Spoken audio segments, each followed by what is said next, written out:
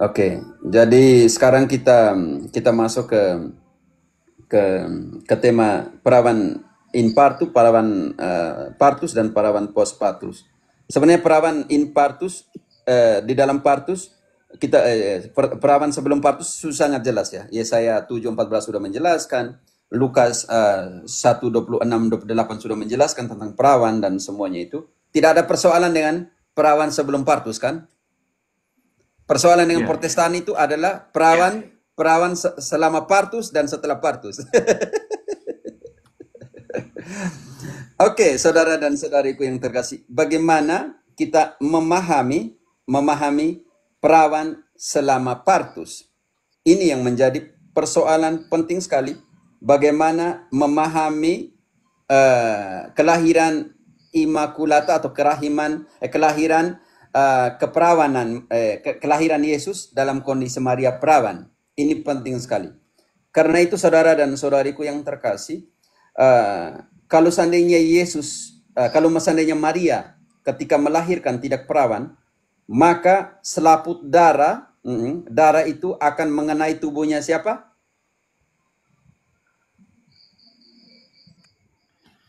Halo, Yesus. akan mengenai tubuhnya Yesus. Ini jadi persoalan. Persoalan itu sudah dijawab oleh Yohanes 1 ayat 13.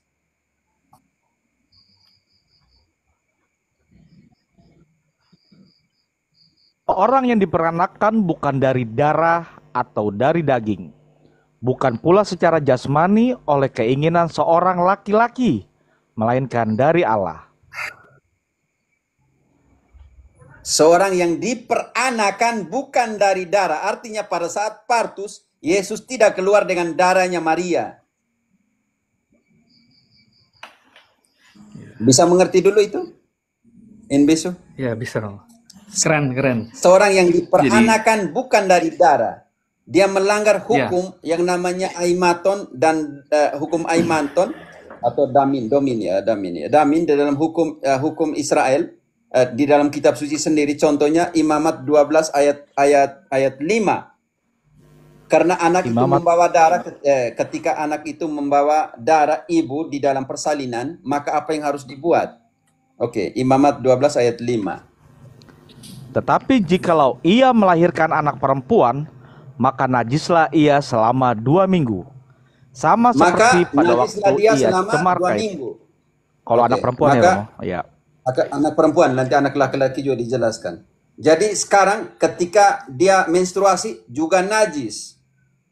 Oke, hukum darah dalam pengertian aimaton. Oke, lanjut. Sama seperti pada waktu ia bercemar kain. Selanjutnya, 66 hari lamanya ia harus tinggal menantikan pentahiran dari darah nifas. Berapa hari? Hari. Berapa hari? 6 hari. Lanjut sedikit. Bila sudah genap hari-hari pentahirannya, maka untuk anak laki-laki atau anak perempuan haruslah dibawa seekor domba berumur setahun sebagai korban bakaran dan seekor anak burung merpati atau burung tekukur sebagai kurban penghapus dosa ke pintu kemah pertemuan dengan Oke. menyerahkannya kepada imam. Oke, ayat 18-nya dari bab 20 ayat 18. Ayat 7 sudah tadi ya. Sekarang Imamat 20 ayat 18. Ya, Imamat 20 ayat 18. Bila seorang laki-laki tidur dengan seorang perempuan yang bercemar kain, jadi ia menyingkap aurat perempuan itu dan membuka tutup lelerannya, sedang perempuan itu pun membiarkan tutup leleran darahnya itu disingkapkan. Mereka harus membuatkan kurban persembahan untuk penghapusan dosa karena darah dan semuanya. Dan tadi baca kembali Yohanes 1 ayat 13. Kelahiran Yesus itu menentang hukum aimaton. Menentang hukum. Kenapa? Karena di sana diperanakan. Bukan dari darah. Artinya ketika partus tanpa darah. Nanti kita belum tahu bagaimana partusnya. Oke. Orang-orang yang diperanakan bukan dari darah atau dari daging, bukan pula secara jasmani oleh keinginan seorang laki-laki, melainkan dari Allah. Oke, saudara dan saudariku yang terkasih di sini, Yohanes menjelaskan bagaimana kelahiran Yesus diperanakan, bukan dari darah.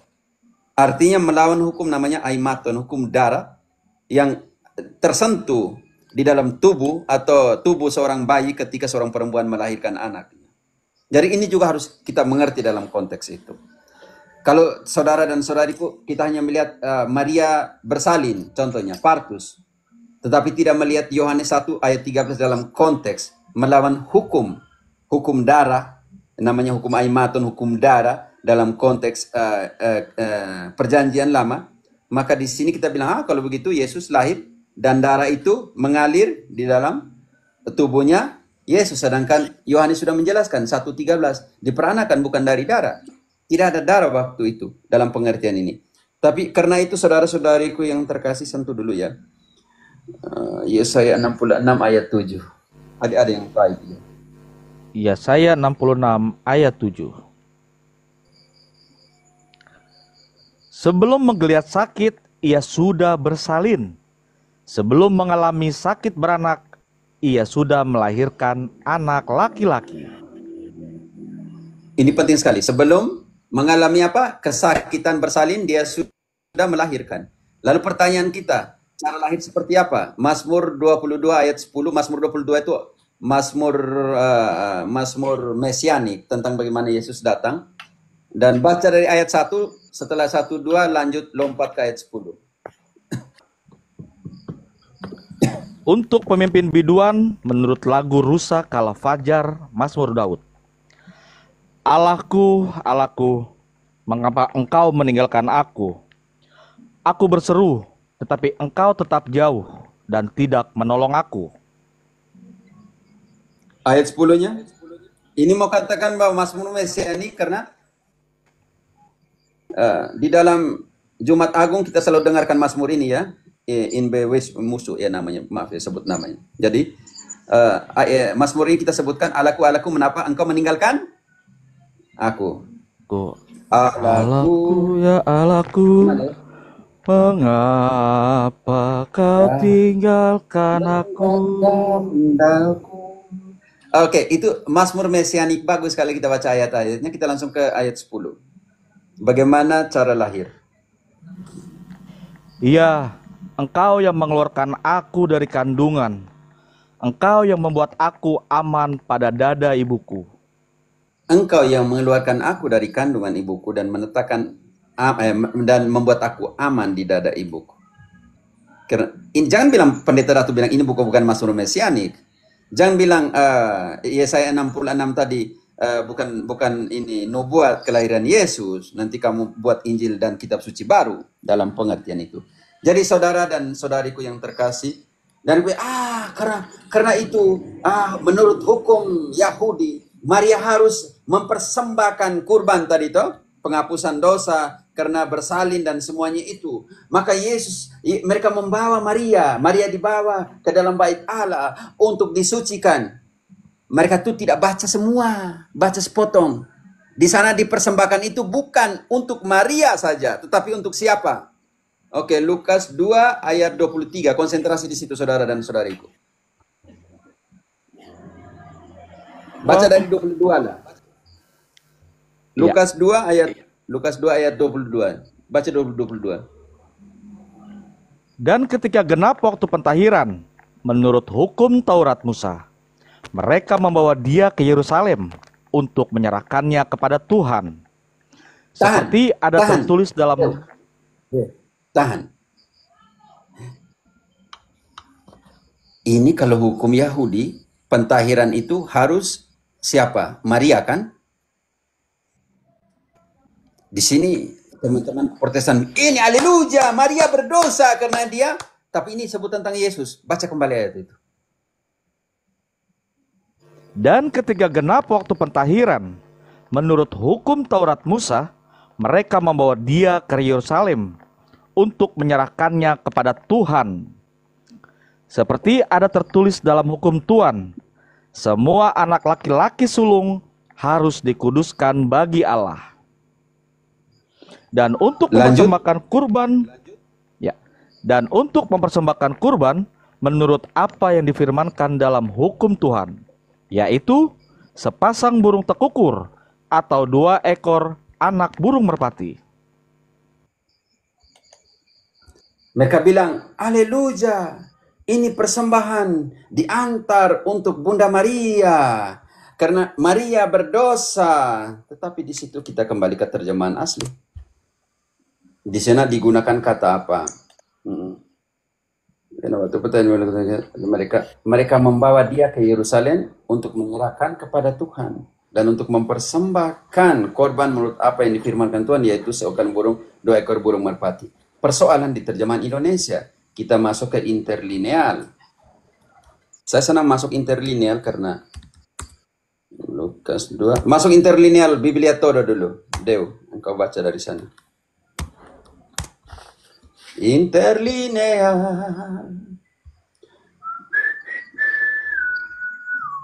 Romo?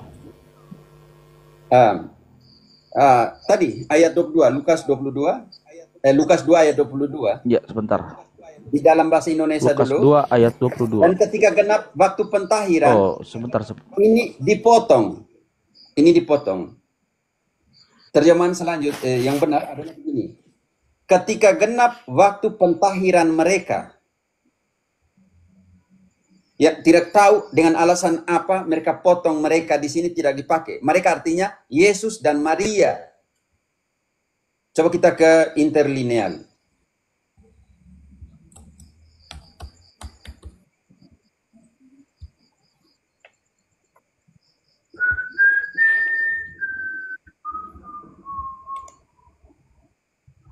Ini saudara-saudariku itu.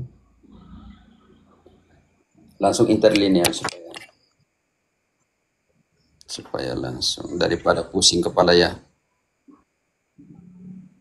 Dalam bahasa Spanyol, ini Lukas 22 ayat 22 ya. Ini Reina Valera, kitab suci yang Protestan. Lucas 2:22. Y cuando se cumplieron los días de la purificación de ellos. Artinya ketika genap waktu mempurifikasikan ellos. Di sini Yesus dan Maria. Yesus dan Maria. Menurut hukum Musa. Yang terjemahan Indonesia itu diubah. Dipotong kata mereka. Dengan maksud seperti apa saya tidak mengerti. Saya masuk ke interlineal. Sudah masuk interlineal, Deo? Di Lukas 2:22 dengan pakai bahasa Inggris ya, Romo? Iya, bahasa Inggris. Iya.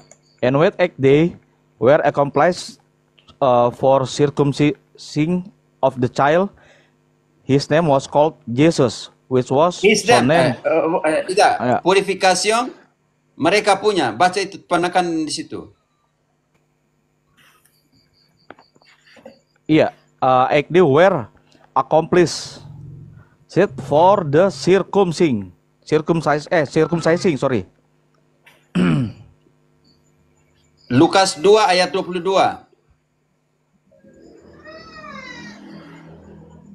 Iya.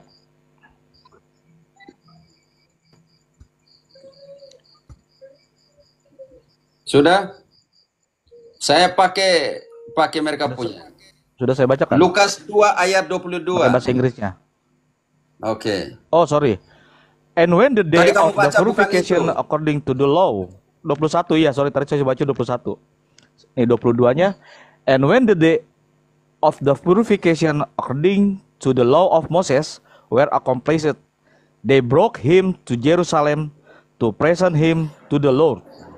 Baca dalam bahasa Indonesia terjemahan langsung.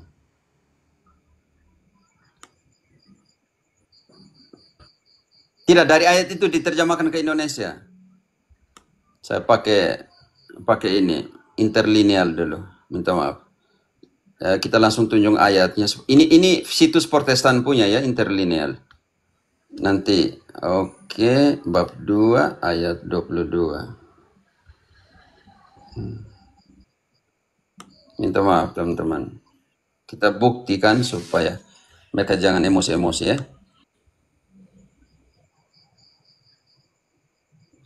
Di dalam Alkitab dalam bahasa Indonesia masa kini Protestan punya, tibalah saatnya Yusuf dan Maria menjalankan adat penyucian menurut hukum Musa. Jadi mereka ini masih dihilangkan itu. Oke, di sini tibalah saatnya lebih banyak versi firman Allah yang hidup. Versi firman Allah yang hidup, penyucian bait Allah seperti yang ditetapkan dalam hukum Musa bagi wanita. Bayangkan, bagi wanita yang telah melahirkan anak itu. Ini juga dihilangkan kata mereka. Lalu ketika tiba waktunya penyucian menurut hukum Musa, mereka pasang koma, menghilangkan kata mereka. Lalu mereka pasang komanya di Maria, di Musa. Tidak apa. Alkitab terjemahan baru, dan ketika genap waktu pentahiran menurut hukum Musa, mereka membawa dia ke Yerusalem. Ini tentang Yesus, tidak apa. 40 hari sesudah lahir, terjemahan sederhana Indonesia, tibalah waktunya Maria dan Yusuf memberikan kurban penyucian di rumah Allah, seperti yang ditetapkan dalam hukum Taurat. Pada kesempatan itu mereka juga membawa. Ini juga dihilangkan. Ini juga dihilangkan.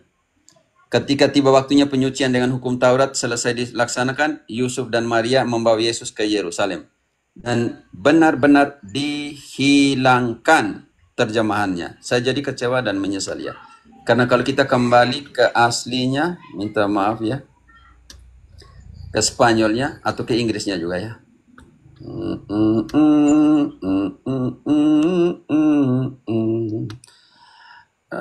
Banyak kitab suci, banyak komentar saja di sini.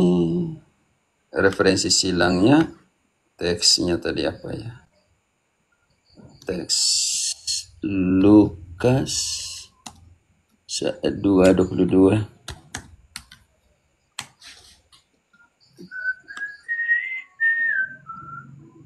Aduh. Interlineal, oke. Lukas, minta maaf ya teman-teman, mau tunjukkan Ini supaya pakai teman-teman. auton ya Romo ya. Yunani Iya, ya. merekanya damnya itu bukan Iya. di setelah koma, damnya sebelum koma. Iya benar Romo. Of the purification of them. Of According damnya itu to. dihilangkan di Nah, Indonesia. iya. Itu yang tidak boleh. Itu artinya kalau hilangkan itu koma, pasang koma aja, hilangkan semua. Jadi di situ purifikasinya siapa punya? Ayo. Siapa punya yang purifikasinya? Siapa punya? Kalau dari bahasa Indonesia Romo, punyanya Yesus saja Romo. Maria, Dam, Maria. kata dam. Oh, Dam itu jamak atau ya? jamak harusnya jamak. Iya, jadi Maria dengan siapa punya? Maria dan Yesus. Yesus. Iya, Sesuai dengan hukum itu Taurat kan? dihilangkan di sana. Itu dihilangkan di terjemahan Indonesia. Tidak tahu maksudnya apa untuk mengatakan itu Yesus tidak ada di sana atau bagaimana, saya tidak mengerti. Ah, buset. Ini kenapa tidak mau? Saya sentuh apa tadi ya? Lukas. Romo ya. Harusnya begini ya ejaannya ya. Dan ketika genap waktu pentahiran mereka ya Romo. Baru Iya, koma. itu pentahiran mereka baru koma. Baru Itu. koma menurut hukum Taurat Musa. Ya kan? Iya, itu Mereka membawa terjemahan dia ke sebenarnya harus Yerusalem. begitu. Damnya itu jangan taruh setelah koma. Itu mereka, pentahiran mereka. Mereka di sini siapa? Lalu alasan apa? Terjemahan lain dan semuanya itu menghilangkan dam ini. Karena dalam Yunani, di dalam Spanyol, tidak ada masalah. Masalahnya ada di Indonesia diterjemahkan seperti itu. Jadi saya rasa, kok sebenarnya ada apa ya? Menghilangkan data kitab sampai dengan data kitab suci juga dihilangkan seperti itu. Itu maksudnya apa? Maksud saya seperti itu.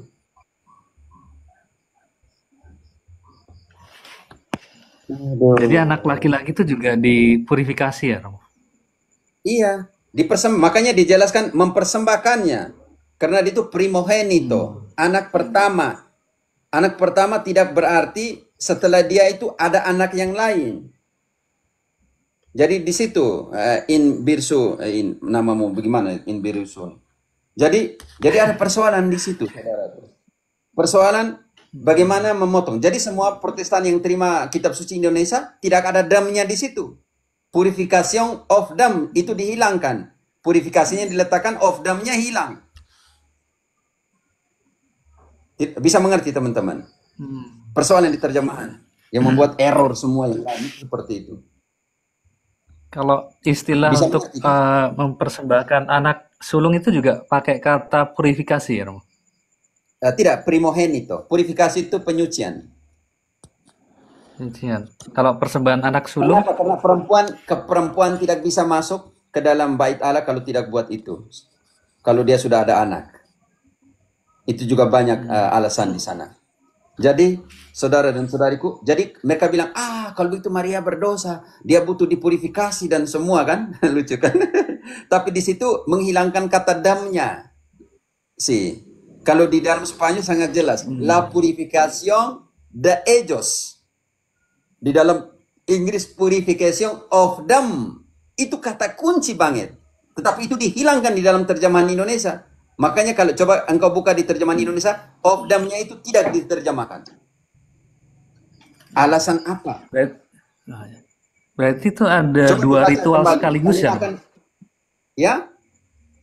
Ada dua ritual sekaligus. Purifikasi untuk Maria Iya. dan persembahan untuk anak Iya. sulung. Untuk Yesus 2 kali dijalankan langsung begitu.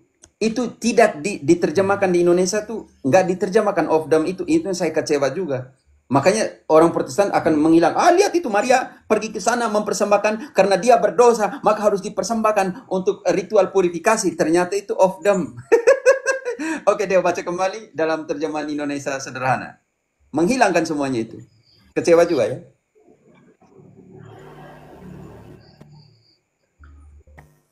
Ini pakai bahasa Yang terjemahan Indonesia yang biasa. normal ya, yang terjemahan biasa. Normal.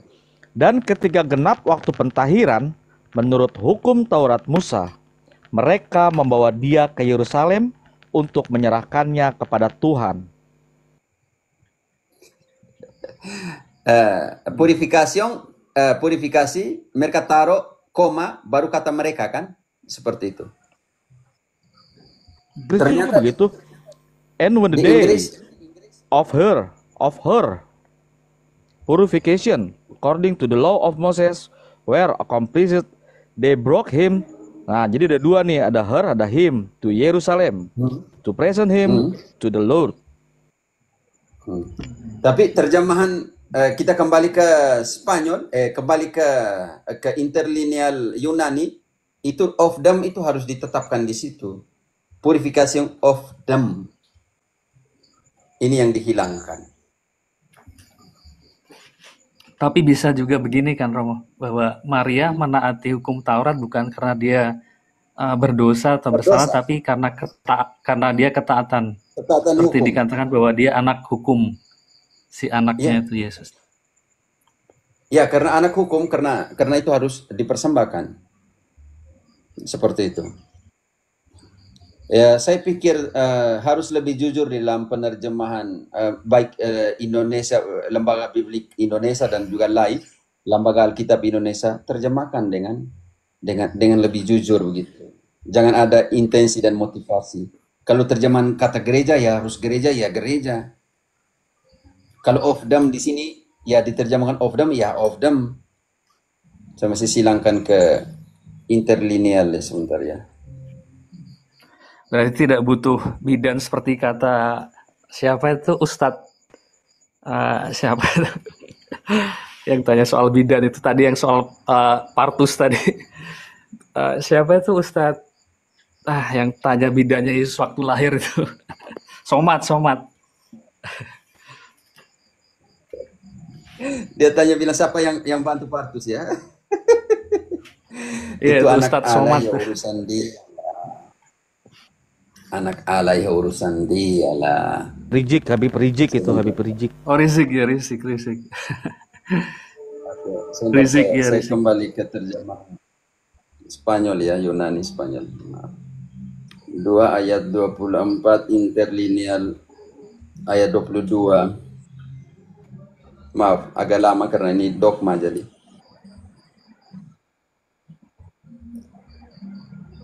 Sangat jelas. Saya pakai versi Protestan kan banyak dalam Spanyol ya. Saya pakai versinya apa di sini? Yang pertama versi Reina Valera edisi 60 tahun 60, dua imam ex Katolik yang menerjemahkan, walaupun begitu banyak harus diperbaiki, ribuan yang harus diperbaiki. Oke. Yang pertama Reina Valera 1960, dia omong begini. Y cuando cumplieron los días de purificación de ellos, artinya ketika sampai hari di mana ritual purifikasi, pembersihan dari mereka. Ingat, berdua. Lalu Lukas di Nueva Traducción Viviente, traduksi yang baru 22-nya omong bagaimana? Y luego llegó el tiempo para la ofrenda de purificación de ellos. Artinya tetap, de ellos tidak dihapuskan. Sekarang saya mau sambung ke interlineal ya. Interlineal. Aduh, kayak internet, maaf. Harus begitu, tunjukkan langsung supaya saudara-saudariku jangan sampai kita dikatakan tipu dan semuanya. Sebentar, interlineal, paralela. By the way, ini ada yang ngerekam nggak ya, maksudnya supaya bisa dilihat lagi? Sayang sekali kalau nggak nggak direkam di YouTube atau di mana ya? Oh ya. Nanti saya download dari punya Romo aja. Nanti saya share ulang di YouTube. Oke, YouTube-nya apa ya, Mas Jimmy? Epifani ya. Oke, makasih. Sama-sama. Oke. Iya, Kak, saya juga belajar, Kak. Ini penting, hal-hal kecil tetapi tidak memasukkan satu kata akan menghilangkan seluruh. Atau memasukkan tambah satu kata, menghilangkan satu kata, menghilangkan seluruh. Namanya sentido, namanya perasaan iman itu dihilangkan karena ini juga. Jadi, oke, tadi sebelum partus ya, sesudah selama partus. Sekarang mereka bilang, kalau begitu tunjukkan ada persoalan di sini. Mereka bilang begini, persoalan ada di sini. Persoalan bagaimana mungkin di dalam kitab suci katakan begini. Kalau tidak salah itu berapa ya? Matius 1:18, Deu. Saya harus langsung jelaskan untuk mereka. Yang kata sesudah, heos, mereka dalam bahasa Yunani-nya heos. Matius 1 ayat 18. Kelahiran Yesus Kristus adalah sebagai berikut. Pada waktu Maria, ibunya, bertunangan dengan Yusuf, ternyata ia mengandung dari Roh Kudus sebelum mereka hidup sebagai suami istri. Oke, 25-nya. Yang pertama mau katakan bahwa ini loh, aleluya, mereka hidup sebagai suami istri, aleluya. Kalau begitu setelah kelahiran bagaimana? Tetapi tidak mereka sandingkan ini ayat 25 suami istri. Oke, mereka suami istri dulu. Kalau begitu bagaimana ayat 25 menjelaskan? Tetapi tidak bersetubuh dengan dia sampai ia melahirkan anaknya laki-laki. Dan Yusuf menamakan dia Yesus. Dia tidak perawan lagi sampai dengan. Jadi mereka katakan sampai dengan. Ternyata heos di dalam bahasa Yunani sampai dengan ini artinya kondisi yang mendahului, bukan kondisi sesudahnya. Hanya karena kata harafiahnya seperti begitu kan, Saron? Sampai dengan. Artinya setelah itu mereka bersetubuh. Kasarnya begitu ya? Saran mereka begitu, Romo. Ya, karena kata sampai dengan, tapi tidak mengerti kata itu digunakan heos, Yunani heos, artinya kondisi untuk menjelaskan kondisi sebelumnya, bukan sesudahnya.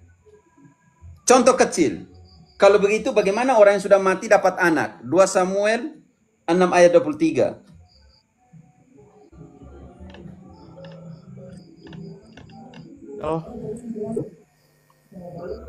Ayat 6. 6 ayat 23. Bab 6 ya Romo ya? Bab 6 ayat 3 ya? 23. 2 Samuel 6, 23. 23, oke. 23 sebentar. Mikal binti Saul tidak mendapat anak sampai hari matinya. Artinya setelah hari mati dia dapat anak? Saron? Tidak. Iya kan? Karena pakai kata heos juga. Ternyata itu menjelaskan kondisi sebelum dia mati. Sebelum dia mati dia dapat anak? Tidak ada anak. Dia tidak punya anak. Tidak. Mau katakan di sini. Baca ulang ayat itu. Mikal binti Saul tidak mendapat anak sampai hari matinya. Artinya setelah hari mati dia dapat anak? Saron? Engkau sudah Dapat mati. Romo. Oke, kasusnya Yesus. Yesus ke Mesir ya, kalau tidak salah. Matius 2 ayat 15 ya, 15. Kalau itu Yesus belum pulang dari Mesir. 2:15. Matius 2:15. Dan tinggallah di sana hingga Herodes mati. Hal itu terjadi supaya genaplah yang Dan difirmankan Tuhan. Tinggallah di sana sampai Herodes mati. Ya, Artinya Herodes sudah mati, Yesus masih di Mesir sampai sekarang. Ya kan? Kalau fakta hingga dan sampai diterjemahkan heos adalah sesudahnya. Artinya tinggallah di Mesir sampai Herodes mati. Artinya Herodes mati sampai Tetap di Herodes Mesir. mati. Artinya tetap di Mesir. tetap di Berarti Mesir. kita tidak selamat sampai sekarang. Yesus masih di Mesir. Yesus jadi orang Mesir. Ya, Saron, Yesus masih di Mesir kah? Aduh, sementara saya mau pakai yang Injil supaya lebih bagus. Yohanes kalau tidak salah 4:49 sampai 51 kalau tidak salah. Sempat. Kita mau cari kata hingga sampai itu heos itu. Yesus masih di Mesir ya? Yesus masih di Mesir. Tinggal di sana hingga atau sampai Herodes mati. Berarti Herodes sudah mati, Yesus masih di sana hingga kan? Sampai. Artinya sesudah itu. Pegawai istana itu berkata kepadanya, Tuhan, datanglah sebelum anakku mati. Itu yang ada permainan kata di sini sesudah dan sebelum. Jadi heos ini penting. Berarti sebelum anakku mati, artinya Yesus harus tiba sebelum. Kalau seandainya Yesus tiba setelah anaknya mati, tidak bisa buat apa-apa lagi kan? Iya. Baca deh sampai 51. Iya. Ya. Pegawai istana itu berkata kepadanya, Tuhan, datanglah sebelum anakku mati. Kata Yesus kepadanya, pergilah, anakmu hidup. Orang itu percaya akan perkataan yang dikatakan Yesus kepadanya, lalu pergi. Ketika ia masih di tengah jalan, hamba-hambanya telah datang kepadanya dengan kabar bahwa anaknya hidup. Ia bertanya kepada mereka, pukul berapa anak itu mulai sembuh? Jawab mereka, kemarin siang, pukul 1 demamnya hilang. Maka teringatlah ayah itu, bahwa pada saat itulah Yesus berkata kepadanya, anakmu hidup. Lalu ia pun percaya. Pergilah ke rumahku sebelum anakku mati. Ini penting, kata sebelum dan sesudah, hingga, sebelum dan hingga dan sampai. Jadi satu kata bisa mengubah ya interpretasi in birusu atau caron atau teman-teman. Jadi kalau tidak di sini contoh kecil ya, mereka tidak berhubungan sampai dengan kelahiran anaknya. Artinya kata sampai ini menunjukkan kondisi sesudah kelahiran Yesus. Lucu banget ya. Ternyata heos itu menjelaskan kondisi sebelum. Kalau seandainya kondisi sesudah, bagaimana yang tadi di dalam 2 Samuel 6 katakan bahwa ayat 6:13 katakan bahwa setelah sampai dia mati. Oh, ternyata jangan baca di satu ayat, tidak paralelnya kemana. Maksudnya begitu ya, saudara dan saudariku yang terkasih. Yang kedua, untuk menjelaskan ini, siapa yang menyentuh siapa yang menyentuh tabut perjanjian Allah akan mati. In binuso, kalau engkau sentuh tabut perjanjian di dalam perjanjian lama, engkau akan mati. Ya. Engkau berani sentuh? Sudah nggak ada Romo. Sudah nggak ada. Yosef sebagai keturunan Daud, dia tahu bahwa siapa yang menyentuh tabut perjanjian akan mati. 2 Samuel 6 ayat 8 ya. Ayat 8. Iya. 2 Samuel 8 ya Romo ya? 2 Samuel 6. 6. Oke, 2 Samuel 6 ayat 8. Daud menjadi marah karena Tuhan telah menyambar Uza sedemikian hebatnya. Baca sebelumnya. Baca dari ayat 6 ya. Uza menyentuh tabut. Oke. Ketika mereka sampai ke tempat pengirikan Nahon, maka Uza mengulurkan tangannya kepada tabut Allah itu, lalu memegangnya, karena lembu-lembu itu tergelincir. Maka bangkitlah muka Tuhan terhadap Uza. Lalu Allah membunuh dia di sana karena keteledorannya itu. Ia mati di sana dekat tabut Allah itu. Daud Kenapa menjadi dia marah mati? Kenapa dia karena mati? menyentuh tabut Allah. Yosef pikir panjang. Perjanjian baru ini siapa ke tabut perjanjian baru itu? Saron, siapa tadi tabut perjanjian baru yang bisa dijelaskan? Ya, Romo. Maria. Siapa yang menyentuh tabut mati. Karena dia sudah dinaungi oleh apa? Dia sudah dinaungi Roh Kudus. oleh Roh Allah. Roh Allah akan turun atasnya dan kuasa Allah akan menaungi dia. Siapa yang menyentuh tabut perjanjian lama mati.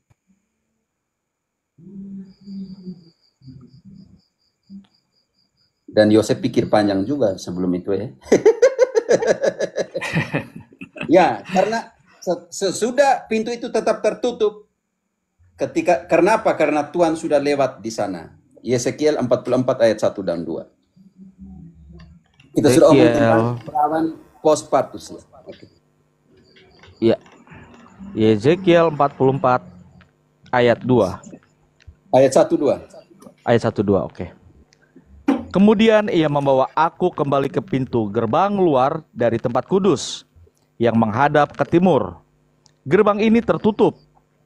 Lalu Tuhan berfirman kepadaku, pintu gerbang ini harus tetap tertutup. Jangan dibuka dan jangan seorang pun masuk dari situ. Sebab Tuhan Allah Israel sudah masuk melaluinya. Karena itu gerbang itu harus tetap tertutup.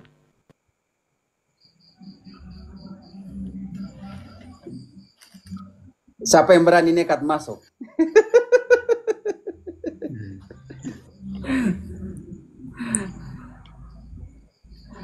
Siapa yang nekat masuk? Tetap tertutup karena Allah sudah masuk melaluinya. Teman-teman mau percaya atau tidak percaya, itu urusannya teman-teman.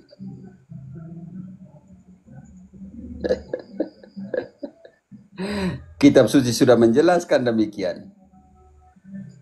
Kalau tidak mau percaya itu kekurangan iman. Yang bilang sola scriptura kalau tidak percaya apa yang dikatakan di kitab suci, saya tidak tahu mereka ini sekolah skritura atau apa.